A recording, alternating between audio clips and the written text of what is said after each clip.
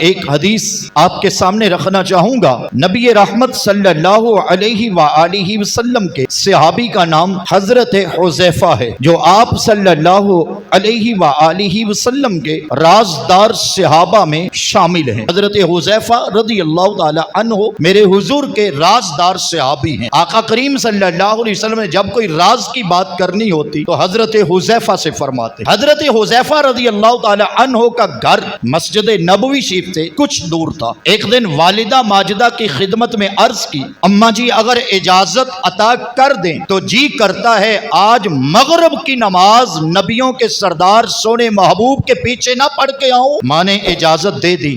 ظاہر ہے آج کے اس دور میں ہر بندہ مومن کا دل مچلتا ہے کہ مجھے بھی مسجد نبوی کی نمازیں نصیب ہو جائیں اور مجھے بھی اللہ کے گھر کعبہ اللہ میں نماز پڑھنی نصیب ہو جائے۔ اور اگر کوئی شخص حرم کعبہ میں نماز پڑھ کے آئے تو زندگی بھر اس کا شوق ختم نہیں ہوتا، اور اگر ریاض الجنہ میں 2 سجدے نصیب ہو جائے تو زندگی بھر اس کا لطف ختم نہیں ہوتا۔ بھائی ایک بات سوچ کر تو بتائیے، آج کوئی مسجد نبوی میں نماز پڑھے تو اس کے شوق کی حد ختم نہیں ہوتی، پھر صحابہ کی عظمت کو کون سلام کر سکتا ہو جو نماز تو پڑھتے تھے مسجد نبوی میں لیکن پڑھا کرتے تھے امام الانبیاء کے پیچھے۔ ایک صحابی کہتے ہیں ایک دن میں نے حضور کے پیچھے نماز پڑھی تو اللہ کے محبوب نے سورہ والضحیٰ کی تلاوت کی۔ کہتے ہیں نماز کے بعد حضور کی تلاوت کی بھی کوئی حد نہ تھی،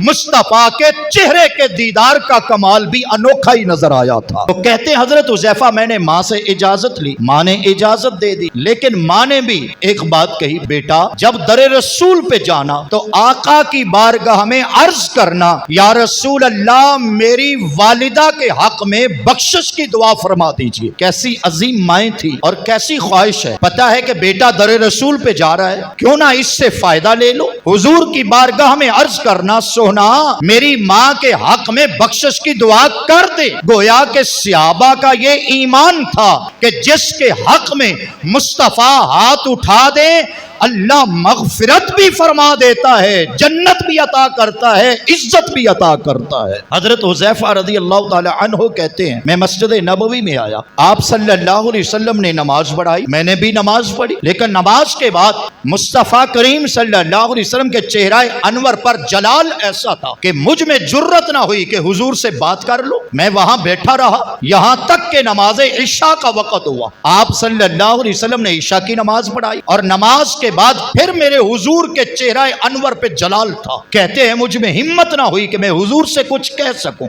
آپ صلی اللہ علیہ وسلم نماز کے بعد اپنے گھر کی طرف چل پڑے۔ حضرت حذیفہ کہتے ہیں میں بھی آقا کے پیچھے پیچھے چل پڑا۔ کیوں کہ اپنا شوق تو پورا ہو چکا تھا، ماں کی دعا ابھی باقی تھی، واپس جاؤں گا تو ماں پوچھے گی کیا میرے لیے دعا کروائیے، اس لیے میں حضور علیہ السلام کے پیچھے پیچھے چل پڑا۔ جب آپ صلی اللہ علیہ وسلم اپنے گھر کے دروازے پر پہنچے تو مجھ سے فرمایا میرے پیچھے پیچھے آنے والے حذیفہ جا اللہ تیری بھی مغفرت فرمائے، تیری ماں کی بھی مغفرت فرمائے۔ ابھی میں نے تو کہا ہی نہیں، ابھی تو مصطفیٰ نے پوچھا ہی نہیں، آئے کس لیے ہو؟ یہی تو بات ہے کہ علماء حال سنت فرماتے ہیں میاں در رسول پہ جاؤ تو جو بات من میں بھی ہو اللہ اسے بھی ماں مراد کر دیتا ہے۔ حضرت حذیفہ کہتے ہیں میرے کہنے سے پہلے ہی مصطفیٰ نے فرما دیا میرے پیچھے پیچھے آنے والے حذیفہ جا اللہ تیری بھی مغفرت کرے، تیری